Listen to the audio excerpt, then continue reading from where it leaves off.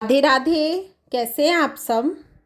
आज हम भगत सदन की कसाई की कहानी का श्रवण करेंगे। हम पहले एक कथा का श्रवण कर चुके हैं जिसमें भगत सदन के पास शालिग्राम भगवान जी वापस आए थे। तो हम उसका आगे का भाग करते हैं आज। जब शालिग्राम भगवान जी फिर से सदन कसाई के पास आए तो उसका एहसास हुआ। उसी समय सदन कसाई ने अपनी दुकान बेच दी, सब काम बंद कर दिए। अब बस अपने ठाकुर जी के लिए जीवन जीने लगे। वो ठाकुर जी से कहने लगे, आप मुझसे मिलने के लिए तड़प रहे थे, अब मैं तड़पूंगा आपसे मिलने के लिए, मैं आऊँगा आपसे मिलने के लिए। और निकल पड़े सदन कसाई जगन्नाथपुरी की और पूछा लोगों से, कहा पुरी। लोगों ने दिशा बताई और फिर चल दिए सदनपुरी की ओर। मार्ग पर चलते हुए संध्या के समय सदन जी एक गांव में एक गृहस्थ के घर भिक्षा के लिए पहुंचे।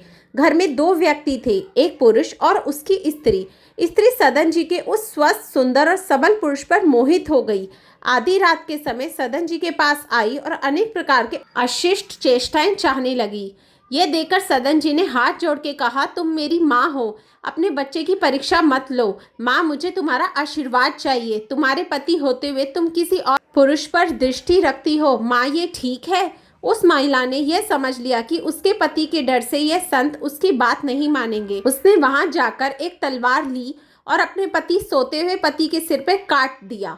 फिर सदन जी के पास जाकर बोली, प्यारे, अब तुम्हें डरने की आवश्यकता नहीं है। मैंने अपने पति के सर को काट दिया है, अब तुम मेरी बात मान लो। सदन जी डर से कांप उठे और कहने लगे, दुष्ट औरत, तूने अपने पति को मार डाला। अपनी वासना के लिए तू मेरी माँ के समान है।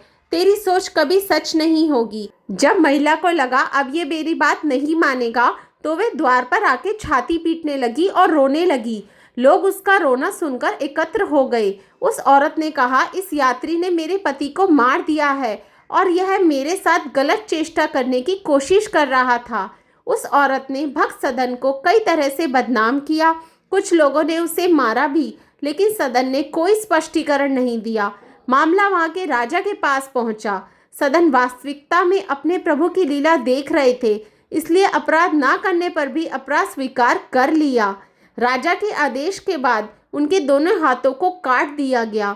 सदना के हाथ कट गए और रक्त की धारा बहने लगी। वह इसे अपने प्रभु की कृपा मानते हैं। उनके मन में भगवान के प्रति कोई भी रोष नहीं आया। भगवान के सच्चे भक्त इस तरह के दुख को भी अपने स्वामी की दया मानते हैं। भगवान के नाम का कीर्तन करते हुए सदन जगन्नाथपुरी की ओर बढ़ गए। वहां पुरी में भगवान ने पुजारी को सपने में आदेश दिया, मेरा भक्त सदन मेरे पास आ रहा है, उसके हाथ कट गए हैं, पालकी लेकर जाओ और उसे आदर पूर्वक ले आओ। पुजारी पालकी लिवा कर गए और आग्रह पूर्वक भक्त सदन को उसमें बैठाकर ले आए। सदन ने जैसे ही श्री भगवान जी को दंडवत करने के लिए भुजाएं उठाई, उनके दोनों हाथ पूर्वतः ठीक हो गए। सदन ने भगवान की असीम कृपा का अनुभव किया। वह भगवत प्रेम में पूरी तरह से लीन हो गया। बहुत समय तक वह भगवान के गुणों की प्रशंसा करने, उनके नाम का कीर्तन करने और उनके ध्यान में मग्न रहे। फिर उन्होंने पुरुषोत्तम क्षेत्र में निवास किया और अंत में श्री जगन्नाथ जी के पादों में अपने शरीर को त्याग दिया और वे परम धाम में पहुंच गए। जय जय श्री राधे।